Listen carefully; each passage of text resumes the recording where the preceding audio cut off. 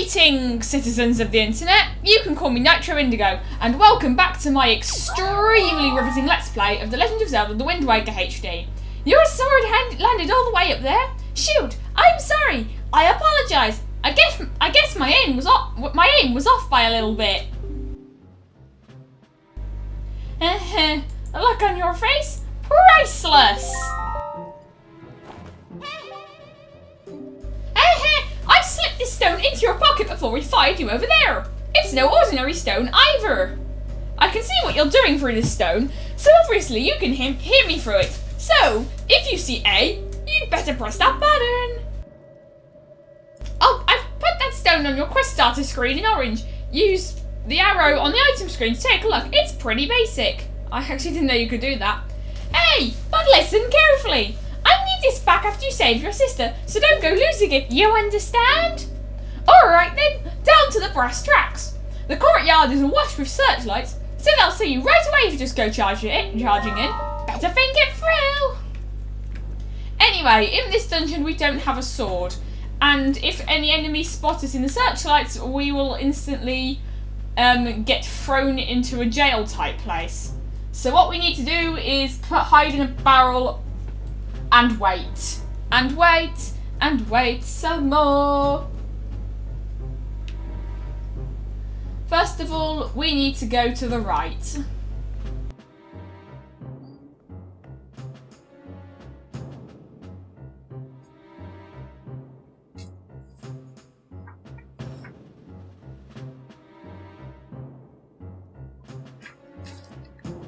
I'm sorry about pausing there. I was looking at my guide. That's not really a habit I should get into. And I got caught.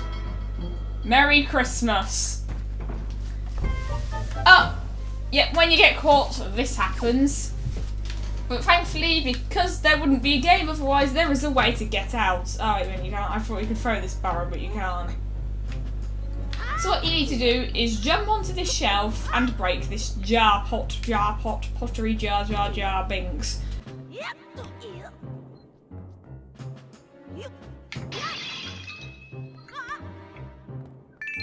Let's go. And we got a yellow rupee for our troubles. I'm pretty sure yellow rupees are only in this game and Twilight Princess.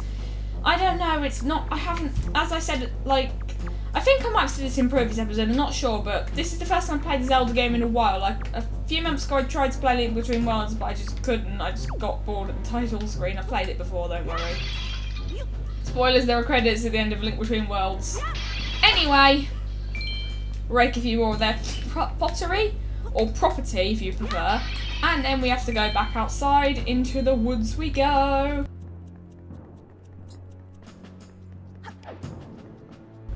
Oh look, there's a map there. That's a nice little detail. It's the little things that matter. It's what my entire enjoyment of the worst film ever 2K11 hinges on.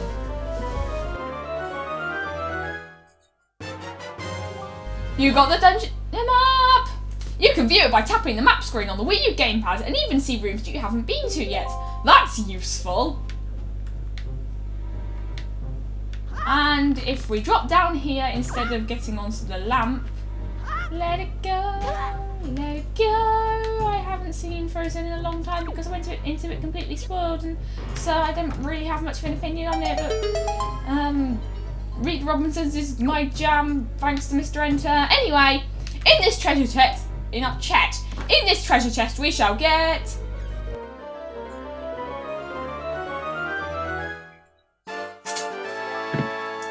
you got a piece of heart in orange, actually red. Actually orange. Collect 4 of these to complete a new heart container. More heart containers equals more life. Yeah, if you couldn't tell by now, those little hearts in the corner are your health. You can get up to 20 of them. And here is their pottery. Except not pottery, they're the dishes and stuff. We cannot do anything about those rat enemies because we don't have a weapon. Well, we could throw things at them, but we have to go through here. And there is still a map. Of course, I also have a map on the gamepad because that's how I'm playing the game. And once you get the dungeon map, the tab automatically goes to the map instead of the items.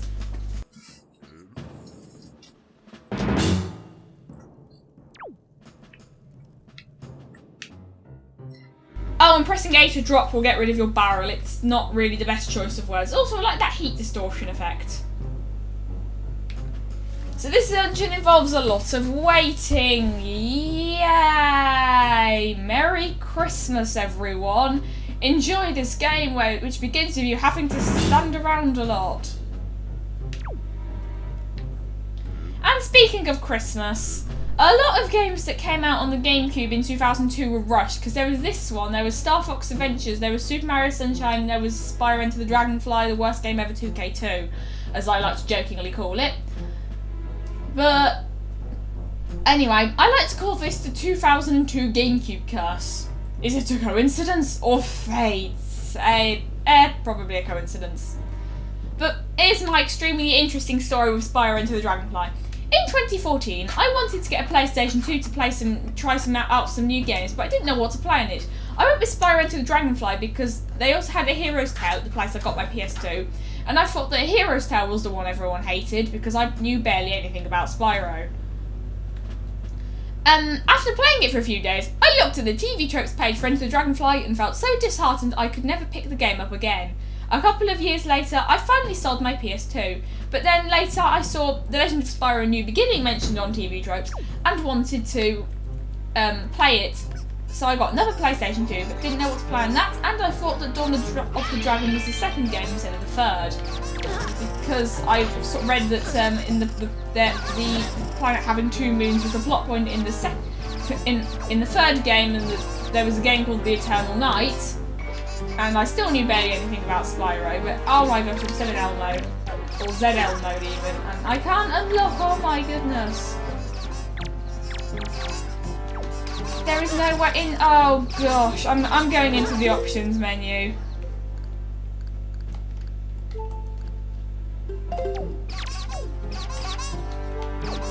Good.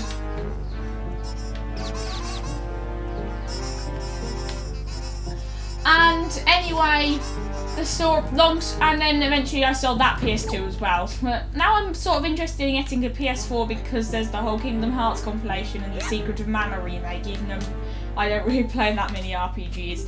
And honestly, I tried playing it, Secret of Mana, on Virtual Console, and I just couldn't get into it. But anyway.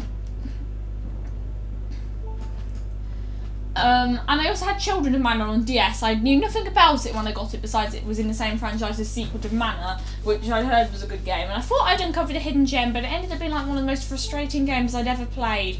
It was just so repetitive, and I had no idea what was going on in the story. It felt like it relied on a previous installment, even though I'm not really sure. Because they kept talking about this cocktailism, or catalysm, or however it's pronounced, and I had no idea what it actually was because they never specified it. And the plot was how there was this dementia-looking guy, even though this came first, who was being assaulted by gems because he tried to cover the world in mana to end it. I don't get it. At least the art style was good, and the music was good. Tower of the Flickering Prayer is my jam. Yeah, why is it that I can like the soundtrack of basically any game ever? Like Spyro Enter the Dragonfly has one of my favourite soundtracks in all of gaming, for example. And I barely remember the soundtrack from the first time I played it.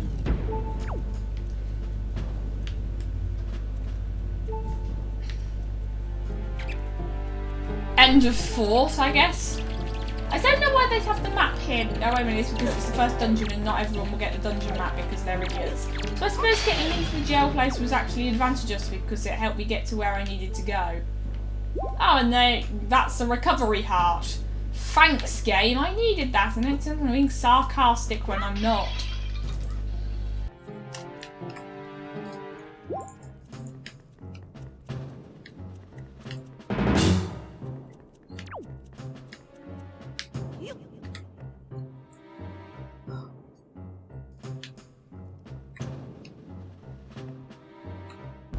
And I suppose on PS4 there's also Parappa the Rapper Remastered, but that has input lag, and then there's barely anything on the PlayStation Store. I mean, there's the original PlayStation version of Daughter Phantomile, that's nice. Yeah, if you couldn't tell, I've basically well, about last year, the Klonoa for the Wii was my favourite video game, but after that I just stopped really playing video games beside Kirby games, so that happened. Because I just lost interest. But obviously I'm back into playing video games now. This is the first non-platformer game I've played in like over a year. Besides Ribbon Thief and the Emperor's Treasure and a few other games for a few... not much. And Ever Oasis, which I have been playing a lot recently. But I also got like Kid Icarus Uprising and Pilot Wings was also a while ago, but I couldn't bring I never really had the motivation to play them, so I just sold them yesterday, and that was the end of that. And there is Statue. Laser beams. Oh look, there's a treasure chest, and I got a yellow rupee in this dormitory looking place, which still looks uncomfortable because they're still sleeping on wood, and it also looks rickety because I kind of like that rickety art style, like a Spirit Tracks curly whirly woos. That sounded weird. They're not curly whirly woos because they're all angular.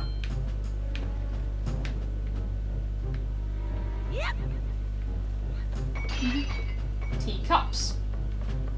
I broke one of them. Oops, because that's kind of what Link does. I wonder where this door leads.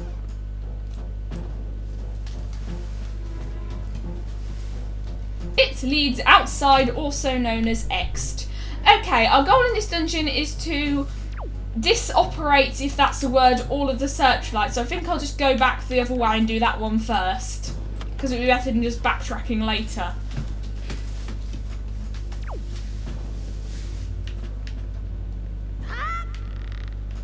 Oh, and there's a green rupee on that bed. I completely failed to get that. Or I can just accidentally climb onto the ledge when I meant to climb onto the ladder, not the stairs. You don't hold onto stairs.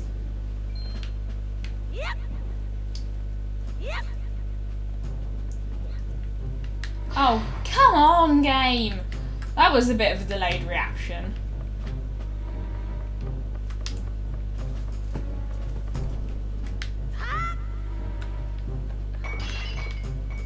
Yeah, lining up with ladders in this game is like really annoyingly precise.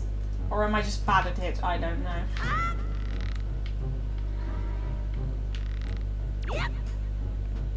The camera clipped for a curtain.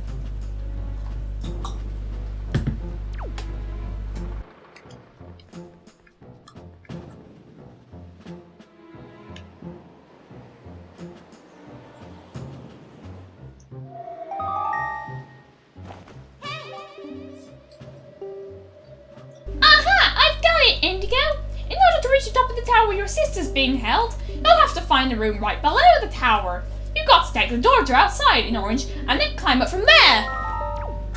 You got that?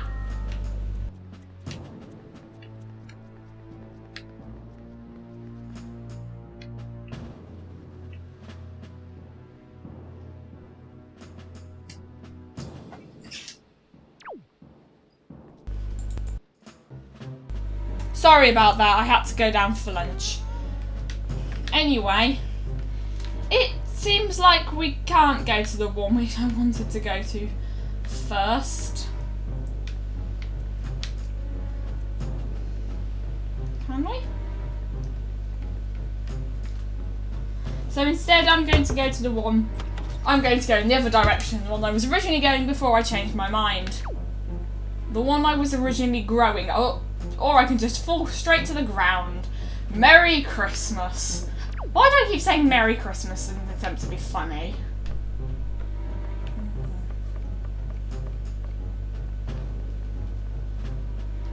This takes us to what the map calls the exterior.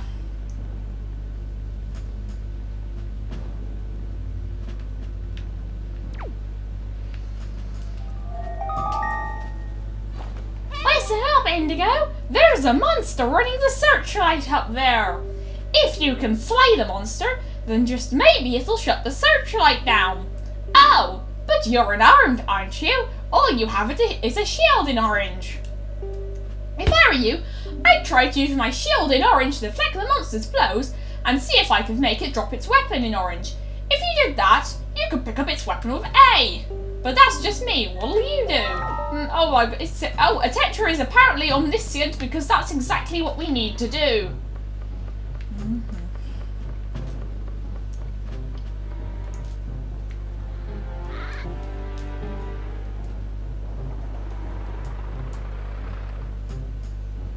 Okay, when we're fighting the monster, this is a blue goblin, by the way, we will need to get, he will automatically close the searchlights.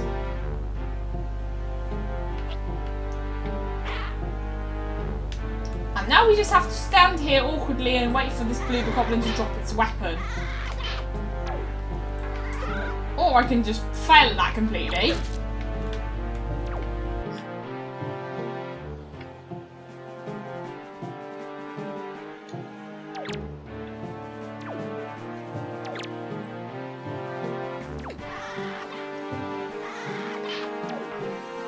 Got it. This is called a Deku stick or a Boko stick. Yeah, it's a Boko stick. Because, well, there are these enemies in Ocarina of Time called Deku Barbers, and in this game there are enemies called Boko Barbers that we haven't seen yet. We will find them later. In the future when we all have flying hydrogen-powered cars. Or I can just completely fail this part too. An autobiography by Nitro Indigo.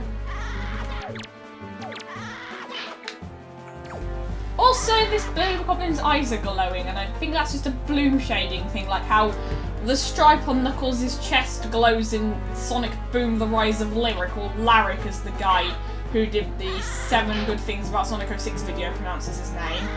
Probably just an accent, and you shouldn't make fun of people's accents, kids, or you'll die, except not really. Finally! You got a joy pendant! You could keep it in your spoils bag. I don't like how the you got the item jingle isn't synced with the text box, because like, I like it when Chugga Conroy sings along with that, but it's not in this game. These pendants are said to flock to those who spread joy like butterflies to nectar-filled blossoms. I used to think it said "and" there until like just now, because like butterflies and nectar-filled blossoms spread joy, and we could have just all along gotten a stick from here. So that's a thing.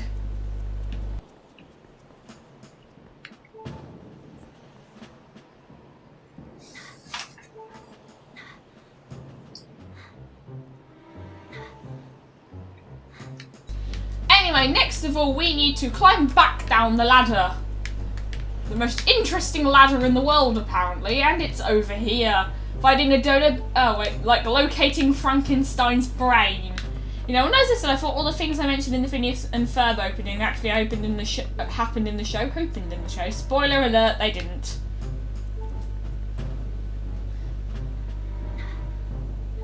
And now we need to go left.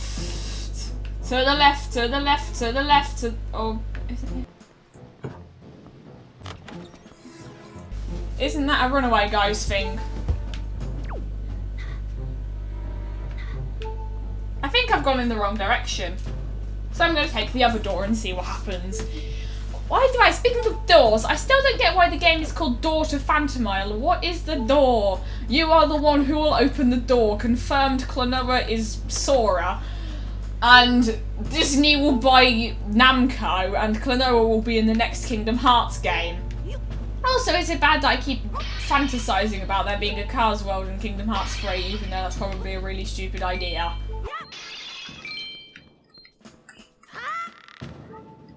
Once again, I will defend the worst film ever, 2K11 Cars 2, because no one else wants to, and I am a lonely Debbie Johnson. And this is the jail cell place of imminent death, except not imminent death, because we survived it, because we're the protagonists and we can't die, because that would kind of suck. And I completely fell down and died. Except not really, wait a minute, this was the jail place. I need to go all the way back up there. I'm having F-U-N spells fun. I'm having F-U-N spells fun. I'm having F-U-N spells fun. I'm having F-U-N spells fun. Oh, the maps also show you where you should go.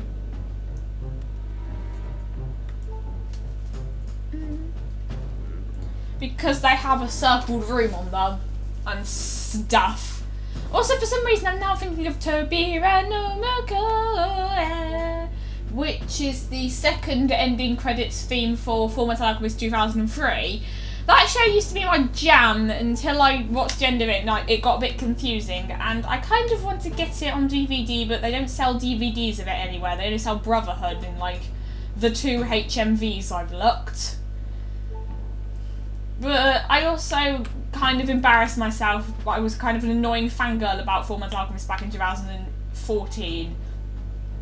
And so I worried that rewatching it might bring back those cringy memories.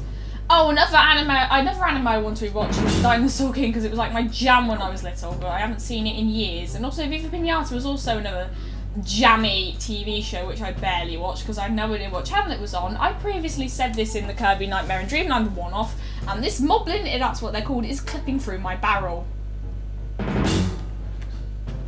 Audio-visual oddities like this.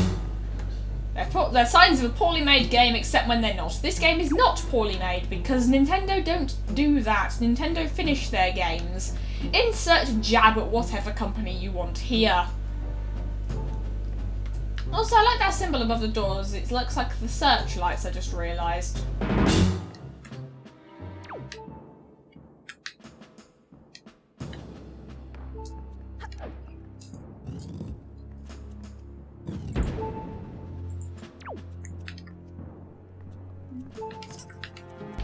Anyway, what we need to do is avoid these annoying little guys called mini blins, which I had trouble with earlier because I had the lock option for ZL targeting, like in America, in a bad American accent, targeting. Sorry, America. And look at this camera, 101. It's it's trying to zoom into Link. And now I'm completely missing part 2, an autobiography by Nitro Indigo.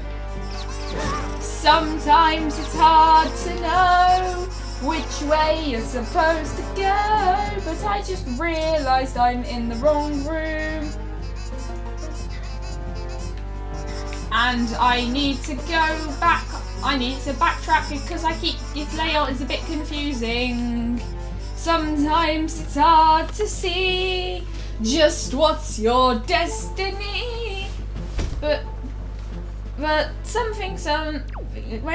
you find something, so you'll know that's the one for you. Stand up for what is right, be brave, get ready to fight, hold on, we're friends for life, and if we come together as one, complete the quest we've begun, we will win the battle, galactic battles, Pokemon.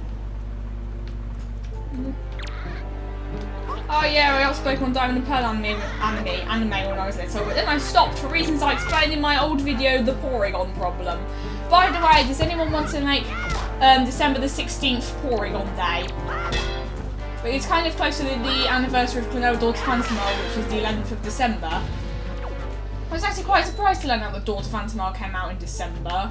It just seems like a kind of July game because it was like the 4th best-selling game in Japan in 1997, even though it came out right at the end of the year. And the only reason people think it didn't sell well is because A, it's that kind of weird, cutesy PS1 game, 2, it didn't really do that well outside Japan, and 3, people taking VG charts seriously. Like, according to VG charts, Kirby Dreamland 3 sold no copies whatsoever in North America. Seems legit. And we cannot reach the ladder. I don't know why, I just sang that. I'm really good at commentary. I think possibly, maybe. What was that tune supposed to be? Because it sounds vaguely familiar. Anyway, on my map that's on the touchscreen that you can't see, this floor, which is the second floor, is laid out in like a circle. And now I'm in the exterior again, but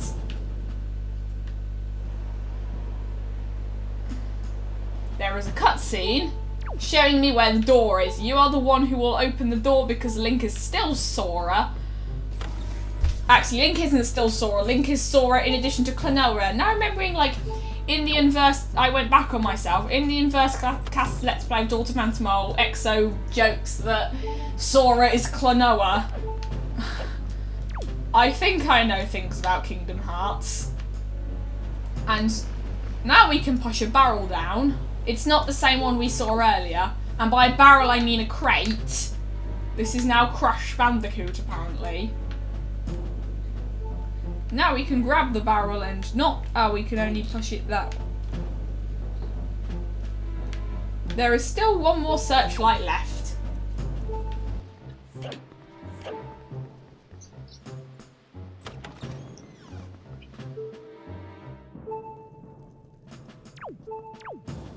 I'm still going back on myself because I keep getting confused.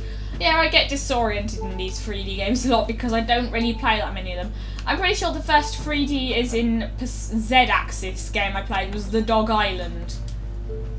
And the first, like, 3D is in Z-axis game I played and, like, really, like, loved was Skyward Sword, which actually kind of blew my mind when I was little. It made me feel like, oh my gosh, this is what proper video games are like back in 2012 when I played it. And it was the Zelda game I spoiled the least of for myself because I wasn't really that interested in playing it.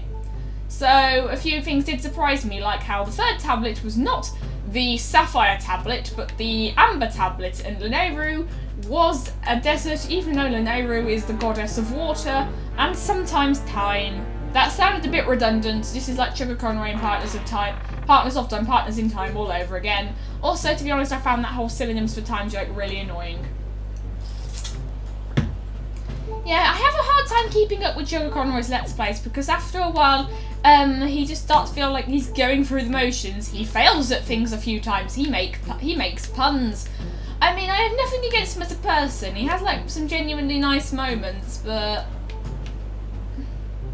I guess it's just that whole thing where no matter, regardless of the quality, you just think that the things from a certain time period were better for whatever. Like, for example, I seem to enjoy watching the 2014 episodes of Kid Icarus the most, and that was kind of when I discovered him, but like a lot of his episodes from this year seem to be like really phoned in, like the Ridge Racer one.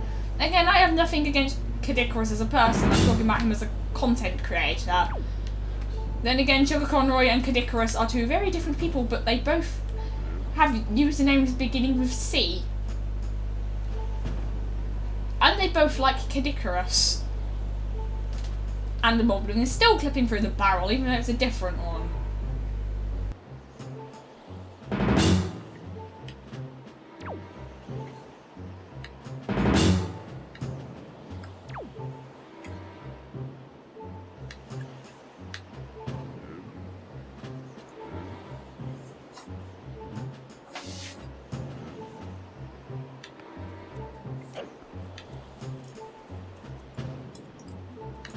Wow, look at that amazing window. That's totally not just a plain light effect with nothing attached to it at all. What are you talking about? I don't know much about 3D modelling, but even I can tell that that's not really, it just doesn't really look that good if you think too hard about it.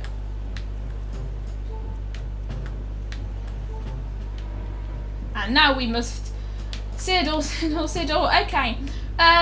What the word Siddle reminds me of, apart from the thing that stops me from hating Cars 2, is, there's this Barney Christmas special I used to watch, and, like, they talked about Hanukkah for, like, 30 seconds, and there was this song that went, dreidel, dreidel, dreidel, I made you out of clay. So that's a thing.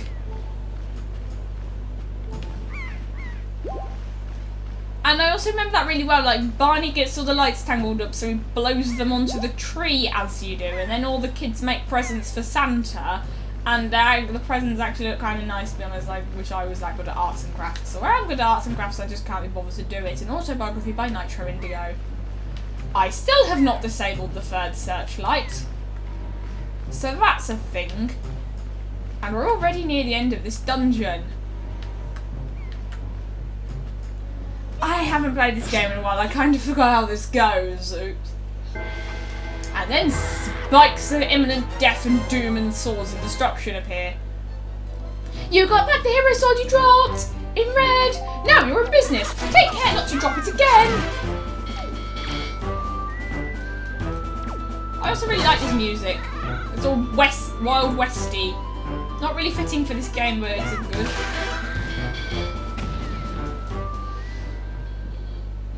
And then he died at the end of the beginning, except not really. That was a reference to this book called High in the Clouds. That's what it says at the very end. Spoilers.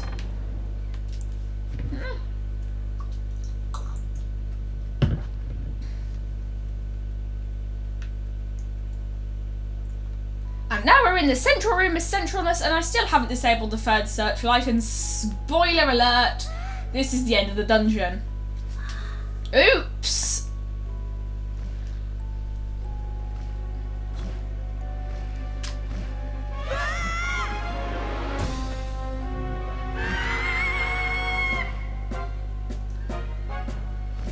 Why does the Helmrock King's mouth glow? Yes, spoiler alert, the bird's called the Helmrock King. And it has an X on its beak, I just realised. Well, his, I suppose, because the Helmrock King spoilers, and I kind of made a joke about calling out Tetra for that in a previous episode.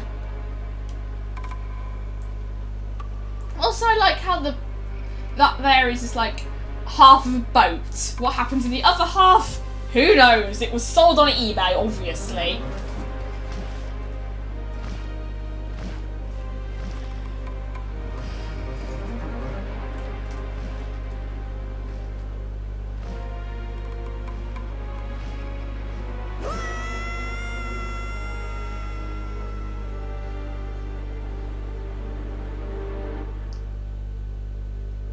Well, everyone, that was a fun, if disappointingly short game. Thank you for watching. Okay, not really.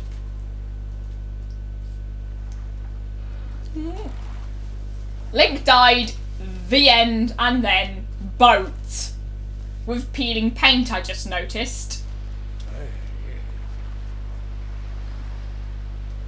Indigo. Indigo. Wake up, Indigo. Pull yourself together, Indigo. I advanced the text box before I finished reading it out because I'm a fast reader. Look at that blinking animation. It's totally not free frames at all. Well, have you come to your senses yet? You are surprisingly dull-witted. Ah, a boat! Das Boot! Did I startle you? I suppose that is only natural.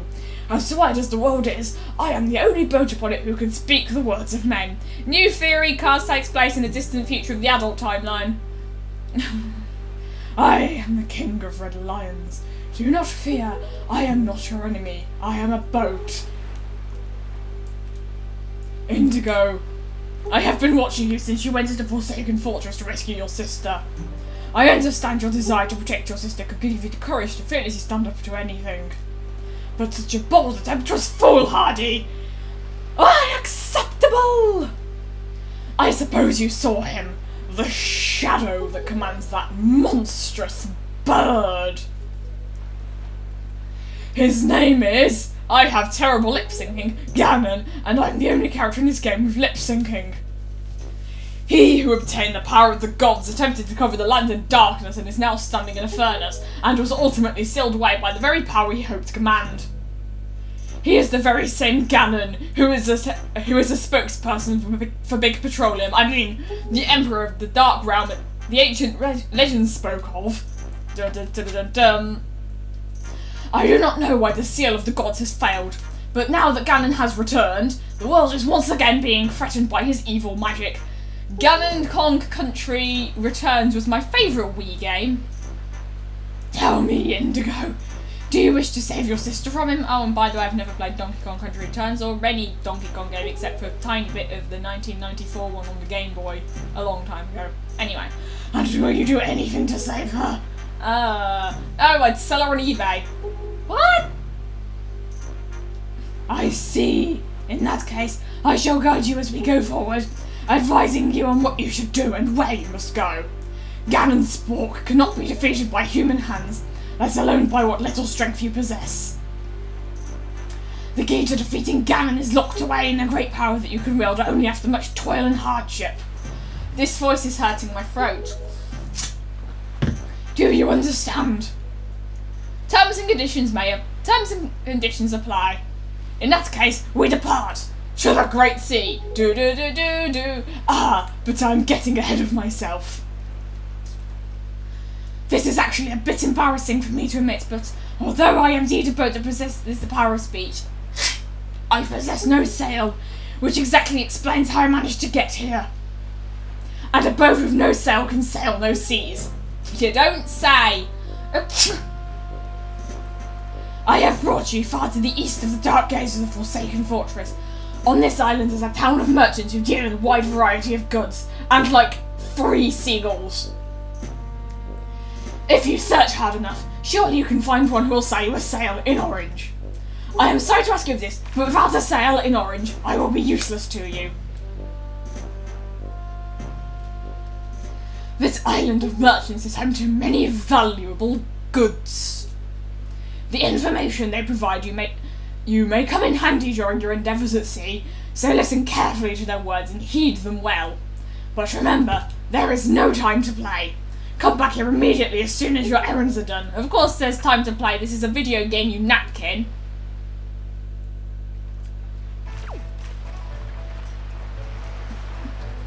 Next time, on The Legend of Zelda, The Wind Waker HD, we will buy Das Boot a Sail.